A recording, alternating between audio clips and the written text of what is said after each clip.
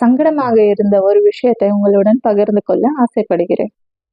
நமது இந்தியாவில் 1% கூட பேச்சு வழக்கில் இல்லாத சமஸ்கிருதத்திற்கு எதற்கு பல ஆயிரம் கோடிகள் அவர்கள் செலவிடுகிறார்கள்? அதற்கு அவர்கள் இதுவரை காரணங்களை வெளிப்படையாக சொல்லவில்லை. மற்றொரு விஷயம், அது மிகவும் சங்கடமாக்கியது.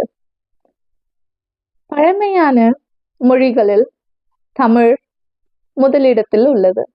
ஆனால் தமிழை விட பழமையானது சமஸ்கிருதம் என்று உறுதிப்படுத்துவதற்கான பல வேலைகளை இவர்கள் இப்பொழுது செய்து வருகிறார்கள். நான் அதிகம் அரசியல் காரியங்களில் தலையிடுவதில்லை. ஆனால் இது அரசியலை பற்றியது அல்ல, இது மொழியை பற்றியது. மொழி பற்று யாவருக்கும் வேண்டும்.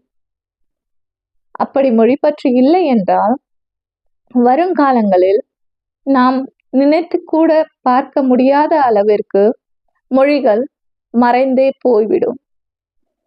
மொழிகளை எப்பொழுதும் பற்றுடன் நேசியுங்கள். உங்கள் மொழி மக்களையும் நேசியுங்கள்.